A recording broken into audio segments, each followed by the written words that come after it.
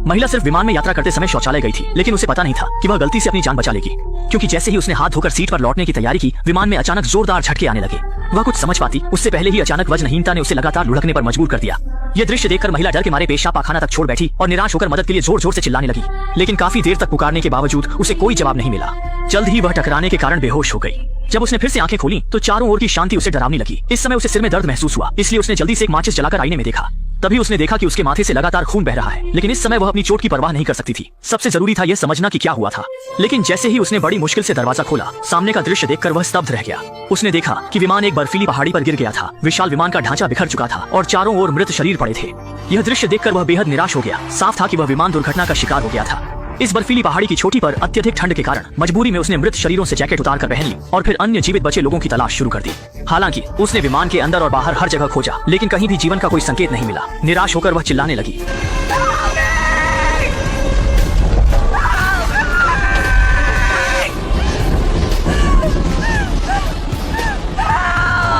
ठीक उसी समय जब वह गहरे ज्वेवंग में डूबी थी, पास ही से एक आदमी की आवाज आई। उसने आवाज की दिशा में जाकर देखा तो पाया कि विमान के मलबे के नीचे एक जीवित आदमी दबा हुआ था। उसने तुरंत उसे बचा लिया। यहाँ जिंदा जमकर मरने से बचने के लिए दोनों तुरंत विमान के केबिन में छिप गए, लेकिन यहाँ चारों ओर से हवा आ रही थी जो ठंड और बारिश से बचने में कोई मदद नहीं कर रही थी। मजबूरी में उन्होंने गर्म रखने वाले सामान की तलाश शुरू कर दी। फिर दोनों तंग शौचालय में छिप गए। अब सिर्फ यही जगह है जो बचाव कर सकती है। भीषण बर्फीला तूफान। इस समय दोनों ठंड से कांप रहे थे, इसलिए उन्होंने लिंग का भेद भूलकर सीधे कंबल ओढ़ लिया और एक दूसरे को गले लगाकर गर्मी लेने लगे। लेकिन फिर भी आदमी ठंड से कांपता रहा। लीसा ने यह देखकर तुरंत उसके हाथों को अपने सीने पर रखकर गर्मी देने की कोशिश की, क्योंकि इस समय तापमान 0 से कई डिग्री नीचे था। ठंड से मरने से बचने के लिए यहाँ उन्हें मजबूरी में इसी तरह से गर्मी पानी पड़ी। दोनों ने इस तरह बड़ी मुश्किल से एक रात गुजार ली, लेकिन अब आगे कैसे जिंदा रहे यह दोनों के सामने एक बड़ी चुनौती बन गई थी। ये महसूस करते हुए कि अब और बैठकर मौत का इंतजार नहीं किया जा सकता, लिसा ने शौचालय का दरवाजा उचकाकर बाहर निकलने का फैसला किया। लेकिन सामने का दृश्य देखकर वह पूरी तरह टूट गई। सिर्फ एक ही रात बीती थी। विशाल विमान का मलबा बर्फ से ढक चुका था। पूरी पहाड़ी सफेद चादर ओढ़े थी और आसपास की भौगोलिक स्थिति से साफ पता चलता था कि ये जगह बहुत ही दूर दराज और सुनसान है। शायद बचाव दल के आने से पहले ही हम दोनों भूख से मर जाएं या ठंड से बर्फ की मूर्ति बन जाएं। यह सोचकर लिसा गहरी निराशा में डूब गई। उसे जीवन से कोई लगाव नहीं रहा और उसने सारी उम्मीदें छोड़ दी। उसने फैसला किया कि यहीं एक गड्ढा खोदकर खुद को दफना लेगी। लेकिन ठीक उसी समय कल जीवित बचा छोटा काला आदमी वहां आ गया। उसने लिसा को प्रोत्साहित किया कि वह हिम्मत न हारे और अपने परिवार और बड़े शहर में लौटने के बाद की खुशहाल जिंदगी के बारे में सोचे। छोटे काले आदमी की समझाइश के बाद लिसा ने खुद को संभाल लिया और अब उसने आत्महत्या का इरादा छोड़ दिया। लेकिन जैसे ही नया बर्फीला तूफान आने वाला था, उसने महसूस किया कि यहाँ रहना निश्चित रूप से मौत का कारण बनेगा। छोटे काले आदमी ने सुझाव दिया कि वे पहाड़ी से नीचे उतरकर अपनी किस्मत आजमाएं, यह कहते हुए कि अगर पहाड़ी के नीचे कोई निवासी है तो वे बच सकते हैं। सोचा भी नहीं था, लेकिन लिसा ने पूरी तरह से हार मान ली। उसका मानना था कि इस तरह के चरम मौसम में बाहर जाना लगभग निश्चित मौत है। इससे बेहतर है कि यहाँ शांतिपूर्वक बैठकर बचाव का इंतजार किया जाए। देखकर कि लिसा जिद पर अड़ी है कि वह यहीं रहकर बचाव का इंतजार करेगी, छोटे काले आदमी ने मजबूरी में लिसा को छोड़कर अकेले जाने का फैसला किया। दूर जाते छोटे काले आदमी को देखकर लिसा के दिल में फिर से पछतावे की भावना पैदा हुई, इसलिए उसने तुरंत अपनी जैकेट पहनी और बिना देर किए उसके पीछे चल पड़ी। इस समय से दोनों ने अपनी जीवित रहने की यात्रा शुरू कर दी। न जाने कितनी देर चलने के बाद वे आखिरकार बर्फीले पहाड़ के किनारे पर पहुंचे और जब उन्हें एहसास हुआ कि यही नीचे जाने का एकमात्र रास्ता है, तो दोनों को मजबूरन चट्टान के किनारे से नीचे उतरना पड़ा। चूंकि उनके पैरों के नीचे एक गहरी खाई थी, दोनों ने कोई लापरवाही नहीं की। लेकिन लिसा के लिए, जो बचपन से ही ऊंचाई से डरती थी, यह तो मानो असंभव था। उसका पैर फिसल गया और वह गिरने ही वाली थी, लेकिन शियाओ हेई ने समय पर उसे पकड़ लिया, जिससे उसकी जान बच गई। अभी अभी मिली सीख के बाद आगे दोनों और भी सतर्क हो गए। कई घंटों की लगातार कोशिश के बाद वे आखिरकार पहाड़ की मध्य ऊंचाई तक पहुंच गए। लेकिन जब लिसा ने नीचे धुंध से घिरी चट्टान को देखा तो उसके पैर कांपने लगे। इस भयानक जगह से बचने के लिए दोनों को चट्टान से चिपककर धीरे धीरे आगे बढ़ना पड़ा। हालांकि यहाँ की चट्टानें और भी खतरनाक थीं, हर कदम मुश्किल था और थोड़ी सी भी चूक से वे गिर सकते थे। जल्द ही लिसा एक बड़ी चट्टान से रुक गई और आगे नहीं बढ़ सकी। अथाह खाई को देखकर वह इतना डर गई कि आगे कदम नहीं बढ़ा पा रही थी। मजबूरी में शियाओ हेई ने उसे अपना हाथ बढ़ाया। हालांकि लिसा इस समय बहुत डरी हुई थी, लेकिन जीवित रहने की एक छोटी सी उम्मीद के लिए उसे अपना डर दबाना पड़ा और साहस जुटाना पड़ा। भाग्यवश वह बिना किसी दुर्घटना के पार कर गई। लेकिन तभी शियाओ हेई को एक और गंभीर समस्या का पता चला। उनके सामने एक बंद रास्ता था और इसका मतलब था कि वे दोनों पूरी तरह से इन खड़ी चट्टानों के बीच फंस गए थे। जब वे लगभग निराश हो चुके थे, आगे खड़े शियाओ हेई को अचानक कुछ याद आया और बिना कुछ कहे उसने अपना बैग खाई में फेंक दिया और फिर खुद भी कूद गया। उसका इरादा पेड़ों का इस्तेमाल बफर के रूप में करने का था। वास्तव में पेड़ की शाखाओं के कारण शियाओ हेई सुरक्षित नीचे उतर गया और फिर उसने ऊपर खड़ी लिसा को प्रोत्साहित किया, इशारा करते हुए कि वह भी पेड़ की तरफ कूदे। लिसा ने देखा कि अब उसके पास पीछे हटने का कोई रास्ता नहीं है। गहराई से सोचने के बाद आखिरकार वह पेड़ की ओर कूद गई। अचानक ऐसा हुआ कि वह नीचे कूदा और संयोग से नीचे खड़े शियाओ हेई पर जा गिरा, जिससे शियाओ हेई की आंखों के आगे तारे चमकने लगे। भाग्यवश दोनों को चोट नहीं आई और उन्होंने सोचा कि बड़ी मुसीबत से बचने के बाद अच्छा समय आएगा।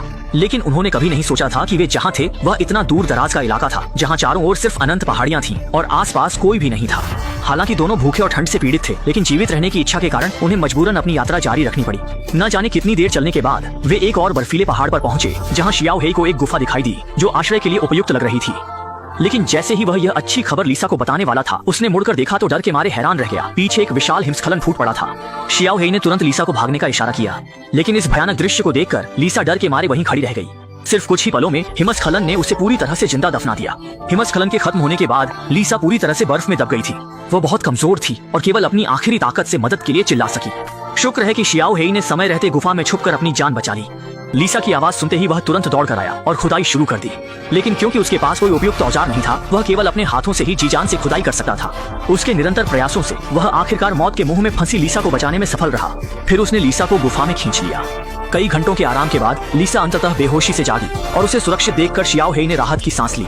दरअसल इन कुछ दिनों में साथ रहने के दौरान उसे एहसास हुआ था कि वह लीसा से प्यार करने लगा है और कोई पछतावा न रहे, इसलिए उसने तुरंत अपनी भावनाएं व्यक्त कर दी और आश्चर्यजनक रूप से दोनों की भावनाएं एक जैसी थी। लीसा भी शियाओ हेई को बहुत पसंद करती थी और उसे तुरंत अपना बनाना चाहती थी। इस तरह उन्होंने इस गुफा में अपना रिश्ता पक्का कर लिया। प्यार की ताकत से हिम्मत बटोरी और अपनी यात्रा पर निकल पड़े। उन्होंने एक के बाद एक बर्फीले पहाड़ों को पार किया और आखिरकार वे ऐसे पहाड़ों तक पहुंचे जहां बर्फ नहीं थी और तापमान भी धीरे धीरे थोड़ा गर्म हो गया था। जब उन्हें लगा कि जीत बस पास में है, तभी छोटू ने मौत से खेलते हुए चट्टान के किनारे जाकर रास्ता देखना शुरू किया। आई सी द रिवर। भागो। वह बिना रुके बगल के छोटे रास्ते से घूमकर देखने आई, लेकिन इस समय तक उसका बॉयफ्रेंड छोटू आधा अपंग हो चुका था। लीसा ने यह देखकर अपना कोट उतारकर उसके ऊपर डाल दिया। जब उसने अपने बॉयफ्रेंड के लगातार खून बह रहे हाथ को देखा तो उसे तुरंत एहसास हुआ कि उसके बॉयफ्रेंड का हाथ टूट गया है। इसलिए उसने तुरंत आसपास से कुछ टहनियां ढूंढकर लाई और टूटे हुए हाथ को स्थिर करने के लिए उनका इस्तेमाल किया। लेकिन उसके इस प्रयास से जमीन पर पड़ा उसका बॉयफ्रेंड दर्द से कराह उठा। अच्छा हुआ कि लीसा की जेब में दर्द निवारक दवाई थी। उसने तुरंत अपने बॉयफ्रेंड को दवाई खिलाई और दवाई खाने के बाद छोटू थोड़ा स्थिर हो गया। अपने नए बॉयफ्रेंड को इस हालत में देखकर लीसा की आंखों में दर्द था। वह खड़ी हुई यह देखने के लिए कि क्या आसपास कोई राहगीर है, लेकिन परिणाम ने उसे बहुत निराश किया। आसपास कहीं भी कोई दिखाई नहीं दे रहा था। मजबूरी में उसे अपने गंभीर रूप से घायल बॉयफ्रेंड को सहारा देकर आगे बढ़ना पड़ा, क्योंकि उन्होंने 5 दिन और 5 रातों से कुछ नहीं खाया था। अगर वे समय पर किसी आबादी वाले स्थान पर नहीं पहुंचे तो दोनों जल्द ही इन सुनसान पहाड़ों पर भूख से मर जाएंगे। अब हालात ऐसे हैं कि उन्हें बस तेजी से और पूरी ताकत से आगे बढ़ना ही होगा। हालांकि दोनों आधा मील भी नहीं चल पाए थे कि उसके बॉयफ्रेंड ने अचानक खून उगलना शुरू कर दिया और मजबूरी में दोनों को रुकना पड़ा। इस समय लीसा ने अपने बॉयफ्रेंड के कपड़े उठाकर देखा और पाया कि उसके पेट पर चोटों के निशान थे। स्पष्ट रूप से यह गंभीर आंतरिक चोट का संकेत था। छोटू को एहसास हुआ कि उसका समय कम है और अपनी गर्लफ्रेंड पर बोझ नहीं बनना चाहता था, इसलिए उसने लीसा से अपने को छोड़कर अकेले जाने का अनुरोध किया। हालांकि लीसा अपने बॉयफ्रेंड को छोड़ना नहीं चाहती थी, लेकिन वह यह भी जानती थी कि अगर वे इसी तरह समय बर्बाद करते रहे तो अंत में दोनों भूख से मर जाएंगे। इस सुनसान जगह पर बिना किसी विकल्प के लीसा को अपने बॉयफ्रेंड को छोड़ना पड़ा।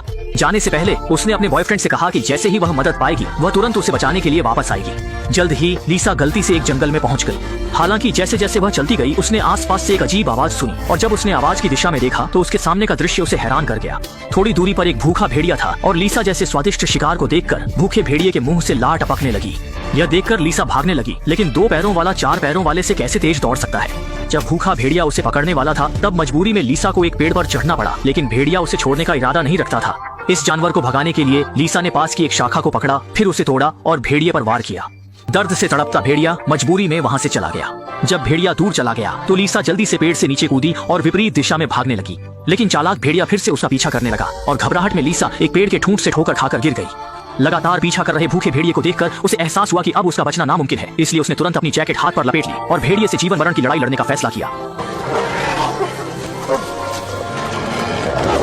अच्छा हुआ कि लीसा के पास एक छोटा चाकू था और जिंदा रहने की तीव्र इच्छा के चलते उसने इस जानवर को मार गिराया।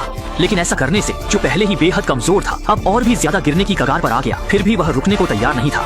अपने और अपने प्रियजन के लिए उसे दांत भींचकर आगे बढ़ना था। बेसुध हालत में वह न जाने कितनी देर तक चलता रहा। आखिरकार एक सड़क पर पहुंच गया, लेकिन तभी थकावट के कारण वह पूरी तरह बेहोश हो गया। वह सोच रहा था कि शायद यहीं उसकी जिंदगी खत्म हो जाएगी, लेकिन जब वह दोबारा होश में आया तो पाया कि वह अस्पताल के बिस्तर पर लेटा है और उसकी माँ उसके पास बैठी है। तभी उसे पता चला कि यह सब उसी के बेहोश होने के थोड़ी ही देर बाद हुआ था। वहां उसे तुरंत अस्पताल ले जाया गया और इस समय उसका बॉयफ्रेंड भी बगल के कमरे में इलाज करवा रहा था। दरअसल इससे पहले सतर्क शियाओ हेई ने विशेष रूप से एक मदद का संदेश लिखा था और उसे लीसा की जेब में रख दिया था, जिसका उद्देश्य ऐसी स्थिति से निपटना था। और जब नर्स लीसा के कपड़े बदल रही थी तो उसने सफलतापूर्वक यह नोट पाया। स्थिति के बारे में जानने के बाद पुलिस ने तुरंत जंगल में बड़े पैमाने पर खोज शुरू की और अंततः मरणासन्न शियाओ हेई को पाया। अंत में स्वस्थ होने के बाद दोनों फिर से उसी बंजर पहाड़ी पर आए जहाँ वे पहली बार मिले थे।